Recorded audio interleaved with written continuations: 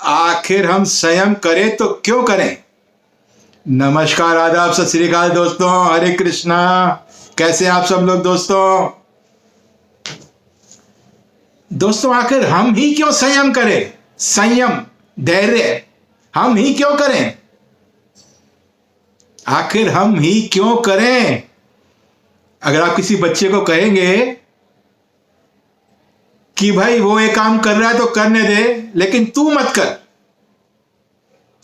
तू संयम से रहे, तू धैर्य से रहे, तो वो एक ही जवाब देगा, आखिर मैं ही क्यों संयम से रहूं जब वो कर रहा है। तो वो देखो कैसे कैसे कर रहा है। जब व्यक्ति समझदार हो जाता है ना दोस्तों, तो सब बातों को समझने लगता है। लेकिन बच्चों को समझाना थोड़ा टेढ़ी खीर होती है। वो कहते हैं ना, जब तक ठोकर नहीं लगती समझ नहीं आती। और ये हकीकत है दोस्तों। जो कहते हैं ना, बादाम खाने से अक्ल नहीं आती, ठोकरें खाने से आती है। दोस्तों आपने देखा होगा फिल्मों में, बड़े बड़े लोगों की पार्टियों में सभी ऊंची ऊंची हस्तियां एंजॉय करती हैं। मैं सभी तो नहीं कह रहा हूं, लेकिन कुछ हस्तियां जो है शराब पीती हुई दिखाई देती हैं। फिर चाहे वो पुरुष हो या स्त्री हो, जन्मदिन के मौके पर या किसी सक्सेस पार्टी में, खूब बड़ी बड़ी पार्टियां होती हैं दोस्तों, शराब पीना आम बात है। तो बच्चे उनको देखकर जो है अखबारों के रंगीन पन्नों पर खाते पीते मनोरंजन करते हुए विशिष्ट व्यक्तियों के चित्र दिखते हैं। फोटो के साथ लिखा रहता है, ये लोग फलाना पार्टी में एंजॉय कर रहे हैं। दोस्तों भी आपने देखा होगा कि ये पार्टियां खूब चर्चित रही। कितना हंगामा हुआ दोस्तों, कितना हंगामा हुआ। अब बच्चे अगर इनसे आकर्षित होते हैं तो क्या किया जाए, कैसे रोका जाए, कैसे समझाया जाए कि ये सब क्या है, इन पार्टियों में क्या क्या होता है।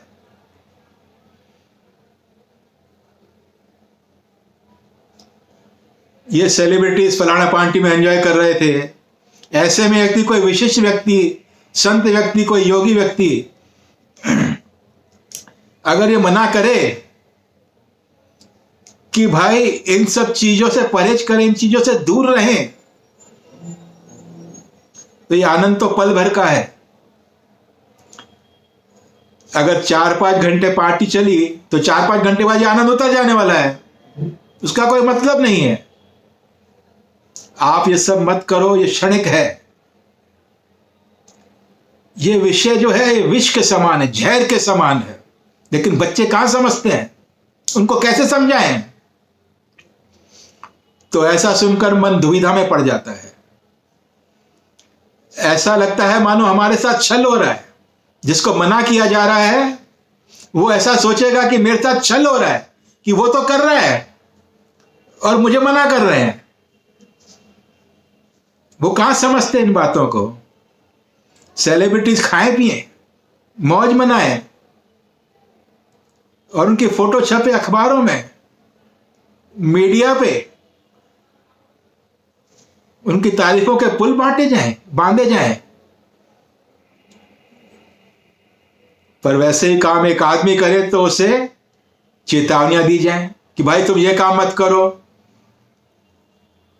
अपने ही कमाए हुए पैसे से अपने लिए भोग करने की मनाही की जाती है, कोई मत करो। ऐसे में सवाल उठता है कि आखिर मैं ही संयम क्यों करूं। नौजवान यही तो कहते हैं, भाई हमें ही क्यों मना कर रहे हो। वो लोग देखो कितना एंजॉय कर रहे हैं। तो संयम और धैर्य क्या केवल मेरे लिए ही है। इस प्रश्न का एक सटीक उत्तर श्रीमद् भागवत गीता में मिलता है। श्री कृष्ण भगवान कहते हैं कि मेरा मत यह है, मैं ऐसा कह रहा हूं, बाकी तुम्हारी जो इच्छा है तुम वह करो। मेरी इच्छा यह है, मेरा मत यह है, अब तुम्हारी इच्छा है, तुम करने के लिए स्वतंत्र हो। अब तुम्हारी जो इच्छा है तुम वो करो। जहां तक भोग भोगने का प्रश्न है, तो श्री कृष्ण भगवान कहते हैं उस जीवात्मा का तो वह मनुष्य खुद ही मित्र है। जिस जीवात्मा द्वारा मन और इंद्रियां सहित शरीर जीता हुआ है, उसका वह मित्र है।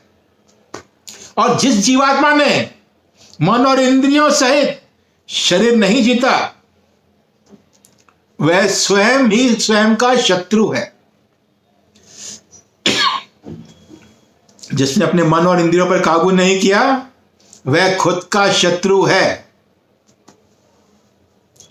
और जिसने काबू कर लिया, वो अपना मित्र है। व्यक्ति का कोई मित्र कोई शत्रु नहीं होता दोस्तों, वह स्वयं ही अपना मित्र और अपना शत्रु होता है। अगर तुमने अपनी इंद्रियों को जीत लिया तो तुम मित्र हो। भगवान जी कह रहे हैं न तुम्हारा कोई शत्रु है न कोई मित्र है,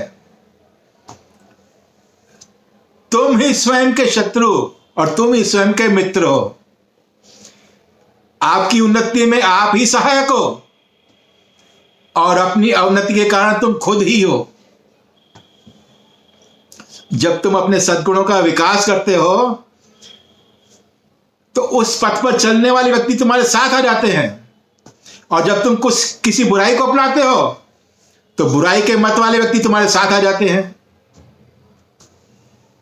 हमने सद्गुणों को अपनाया है, हम स्वयं के मित्र बने हैं। यह जांचने के लिए श्री कृष्ण भगवान मन और इंद्रियों के रूप में कसौटी दी है। जिसने मन और इंद्रियों और शरीर को अपने वश में कर लिया तो वह स्वयं का मित्र है, अन्यथा शत्रु है। मन को काबू करने के लिए बहुत सावधानी की जरूरत होती है दोस्तों। मन यानी विचारों का समन्वय। तुम्हारे मन में कैसे विचार आ रहे हैं, हमेशा उथल पुथल रहती है। यह चाहिए, यह खाना है, यह पीना है, काश ऐसा हो जाए, काश वैसा हो जाए। ये सब विचार चलते रहते हैं। ये अच्छा है, यह बुरा है, आदि आदि। हम ठप्पे लगा देते हैं लोगों के ऊपर कि अच्छा है, यह बुरा है, यह ऐसा है, यह वैसा है। दोस्तों, ये ठप्पे लगाना छोड़ दो। जिंदगी का सफल करने का एक मूल मंत्र यह भी है कि ठप्पे लगाना छोड़ दो कि अच्छा है या बुरा है। तुम कौन हो तो निश्चित करने वाले कि वो अच्छा है कि बुरा है?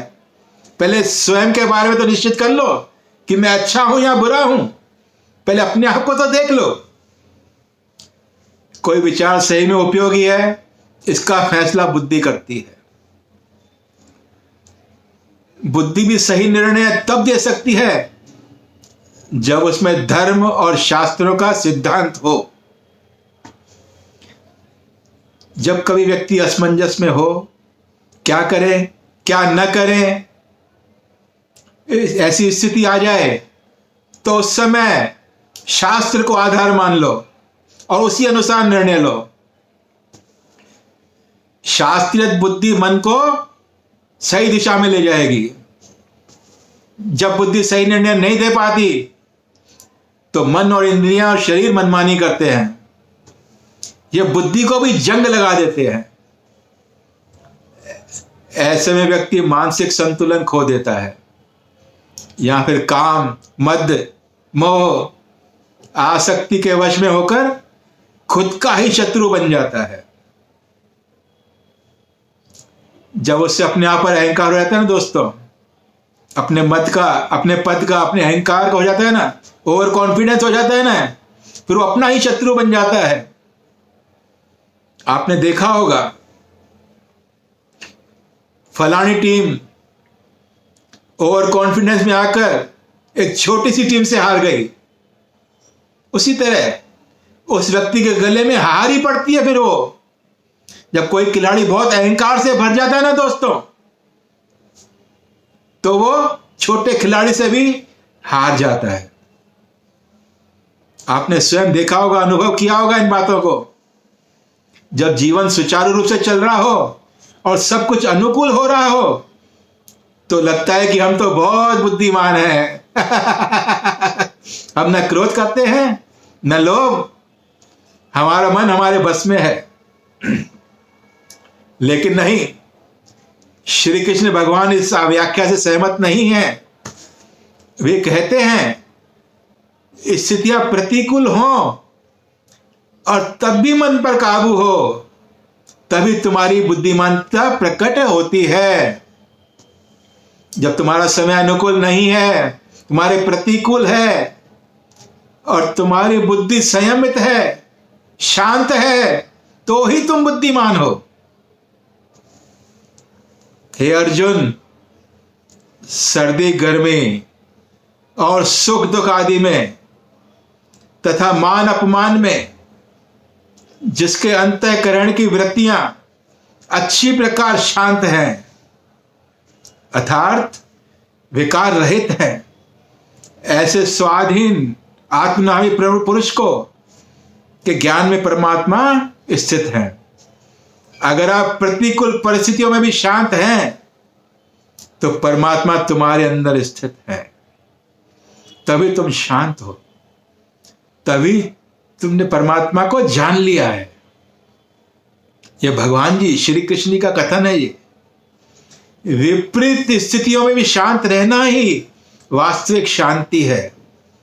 जिसने सर्दी गर्मी सुख दुख मान अपमान में भी स्वयं को शांत रखा है, वही अपने मन को, अपने इंद्रियों को और शरीर को संतुलित रख सकता है। वही योगी है। दोस्तों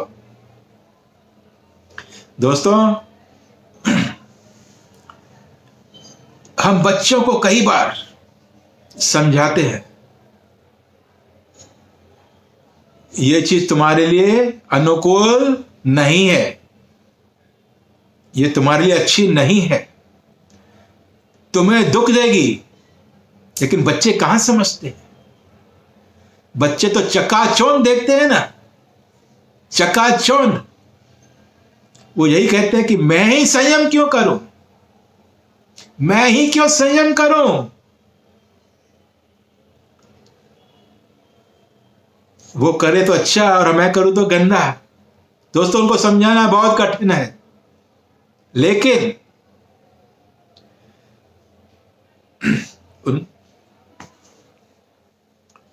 दोस्तों इन सबसे निष्कर्ष क्या निकलता है? हम बच्चों को समझा तो सकते हैं, देखो ये सब जो दूर से दिख रहा है ना, ये डोल बड़े सुहावने होते हैं, नजदीक जाओगे तो दुख ही दुख मिलेंगे। ये दूर से चमकता हुआ सोना है जो पीतल है, लेकिन आजकल दिखावे का ही युग है। जो मीडिया में दिखाया जा रहा है, टीवी में, समाचारों में क्या क्या चल रहा है, बच्चों को आप कहां तक समझाओगे? बच्चे भ्रमित होते हैं उससे। तो आप कहेंगे हम बच्चों को कैसे समझाएं? दोस्तों, ये बहुत कुछ आपके ऊपर निर्भर करता है। आपका आचरण कैसा है, आप कैसे व्यक्त करते हैं। हो सकता है आज बच्चे आपकी बात नहीं मान रहे हों, लेकिन भविष्य में वो आपकी बात जरूर मानेंगे जब वो खुद बाल बच्चेदार हो जाएंगे, क्योंकि उनके दिमाग में आपकी बातें आती रहेंगी कि माँ बाप हमारे को क्या क्या बोलते थे, अब हम अपने बच्चों को भी वही बोल रहे हैं। उनके दिमाग में वो बातें घूमती हैं, चाहे आज वो आपकी बातें ना मान रहे हो। आप घबराइए मत, आप उनको टोकना मत छोड़िए। जब उनके ही बच्चे होंगे तो वो जरूर समझेंगे। दोस्तों, जब सद्बुद्धि आती है ना, और यही बात उनके काम आएगी दोस्तों, इसलिए निराश मत होइए, उनको टोकना मत छोड़िए। चाहे वो बुरा मान जाए, लेकिन उनको टोकना मत छोड़िए, उनको समझाइए सोने और पीतल की चमक के बारे में कि दूर के ढोल सुहावने होते हैं। दोस्तों, भविष्य में वो जरूर समझेंगे, उनको टोकना मत छोड़िए। एक छोटी सी कहानी के साथ अंत करेंगे दोस्तों। जीवन का बोध। किसी नगर में एक सेठ रहता था जिसके पास अथाह धन और पूरा परिवार था। उसके बाद भी मानसिक शांति नहीं थी। एक दिन उसके किसी मित्र ने बताया कि अमुक महात्मा बड़े सिद्धि प्राप्त हैं और उनकी कृपा से तुम्हें मनोवांछित फल मिल सकता है, शांति मिल सकती है। अगले ही दिन सेठ जी महात्मा के पास पहुंच गए और उनसे अपनी व्यथा सुनाई। उसने सोचा कि महात्मा कोई मंत्र तंत्र या कोई यंत्र दे देंगे जिससे मुझे शांति मिल जाएगी, मेरी बेचैनी दूर हो जाएगी। लेकिन उसकी बातें सुन महात्मा ने सेठ को अगले दिन सुबह बुलाया। आशा और उत्सुकता लिए हुए सेठ सुबह सुबह पहुंच गया महात्मा के पास। सेठ को महात्मा ने पूरे दिन धूप में बैठने को बोला और खुद अपनी कुटिया में चले गए छाया में। सेठ ने पालन किया कि शायद मुझे शांति मिलेगी। दूसरी सुबह दोस्तों, महात्मा ने उसे दिन भर भूखा रखा, स्वयं भोजन करते रहे। भूख के मारे सेठ की हालत पतली होने लगी। उसने स्वयं से कहा, भाई कि महात्मा कितने शुद्ध और स्वार्थी हैं, इनके ऐसे आदेशों से तो मैं मर जाऊंगा, शांति तो नहीं मिलेगी। अगली सुबह सेठ ने अपना सामान बांधा और कुटिया से निकलने लगे। महात्मा ने देखा और बोले, क्यों सेठ जा रहे हो? सेठ जी ने बोला कि हाँ, मुझे जिस सिद्धि की तलाश थी वो तुम्हारे वश में नहीं है, आपके वश में नहीं है महात्मा जी। महात्मा जी ने बोला, मुस्कुराए और बोले कि सेठ जी, मैंने तुम्हें सब कुछ दिया लेकिन तुमने ग्रहण नहीं किया, तुमने कुछ भी नहीं लिया, इसमें मेरा दोष नहीं है सेठ जी। सेठ विस्मय से महात्मा की ओर देखने लगे। इस पर महात्मा ने कहा, पहले तुम्हें धूप में बिठाया, मैं स्वयं छाया में बैठा। दूसरे दिन तुम्हें भूखा रखा, मैंने भोजन किया। इससे क्या निष्कर्ष निकला कि मेरे भोजन करने से तुम्हारी भूख नहीं मिटेगी, अतः मेरी साधना से तुम्हें शांति नहीं मिल सकती। जिस तरह है तुमने अपने पुरुषार्थ से धन कमाया है, उसी तरह तुम्हारे अपने उपाय भी तुम्हें शांति देंगे। मेरे भोजन करने से तुम्हें भोजन नहीं मिलेगा सेठ। जिस तरह तुमने पुरुषार्थ से धन कमाया है, उसी तरह शांति भी तुम्हें ही अपने साधन से मिलेगी। मेरी शांति से तुम्हें शांति नहीं मिलने वाली। सेठ समझ गया, जिस तलाश में वो आया था उसे शांति मिली। महात्मा के भोजन करने से उसका पेट नहीं भरा। दोस्तों, जो मैं करूंगा वो मेरे काम आएगा, जो तुम करोगे तुम्हारे काम आएगा, है कि नहीं? लेकिन अपना अपना अनुभव सबसे साझा करो। अपनी खुशी को अपने अंदर दबा के मत रखो, अपनी खुशियों को बांटो। खुशियां बांटने से बढ़ती है दोस्तों। दोस्तों, कुछ वस्तुएं पैसों से नहीं खरीदी जा सकती। दोस्ती क्या पैसे से खरीदोगे? खुशी क्या पैसे से खरीदोगे? पैसे से क्या क्या तुम यहां खरीदोगे? दिल खरीदोगे, यहां के जहां खरीदोगे? इस धरती का मोल हो शायद, उस आसमां का मोल क्या दोगे?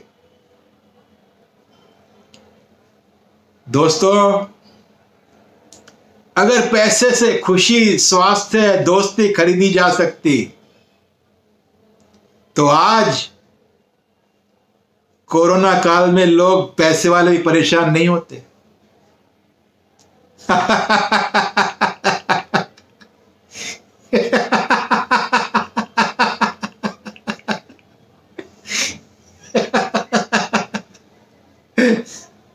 दोस्तों, इस कोरोना काल ने सबको सबक सिखाया है। जो सबक सीखेगा वही जीवन जिएगा। इस सेठ की तरह पैसा, धन, धान्य, परिवार सब कुछ होते हुए शांति नहीं थी। आखिर महात्मा ने उसको सबक सिखाया और वो सीखा। अगर अब भी किसी को संशय है कि मैं पैसे से अपना स्वास्थ्य खरीद सकता हूं,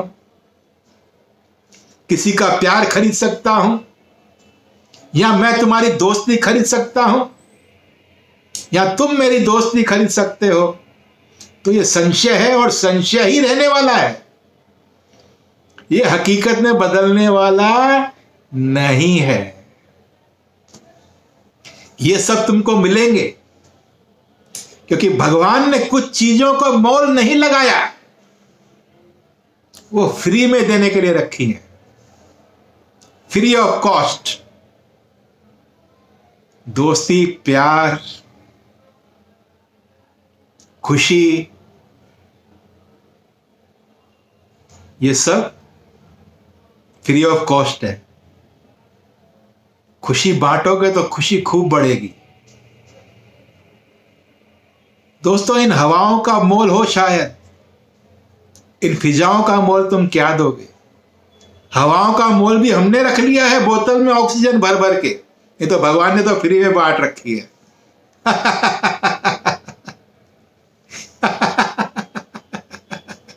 दोस्तों, जो फ्री में मिल रहा है ना, वो ही अमूल्य है। सबसे ज्यादा अमूल्य वही है जो फ्री में भगवान जी ने दिया हुआ है हम लोगों को। तो उस फ्री की चीजों का अपमान मत करिए। मैंने बहुत सारे वीडियो में बोला है आपको, किसी भी चीज को नष्ट करने का प्रयास मत करिए। ये धरती माता, ये आकाश देव प्रभु, ये जल देवता, ये वायुदेव भगवान, ये सूर्य देव भगवान, ये चंद्रदेव प्रभु, भगवान ने सूर्य की रोशनी हमें फ्री में दी है, ऊष्मा फ्री में दी है, विटामिन डी फ्री में दे रहे हैं वो। चंद्रदेव प्रभु की चांदनी फ्री में दे रहे हैं। दोस्तों, सुनने के लिए बहुत बहुत शुक्रिया। और भगवान जी की दी हुई सौगातों को बहुत संभाल कर रखिए। और सबसे प्यारी सौगात पता है क्या है? प्रेम, प्रेम, प्रेम, खुशी। जितना प्रेम बांटोगे उतना बढ़ेगा, जितनी खुशी बांटोगे उतना बढ़ेगा। तो सुनने के लिए बहुत बहुत धन्यवाद, बहुत बहुत धन्यवाद। Thank you very much.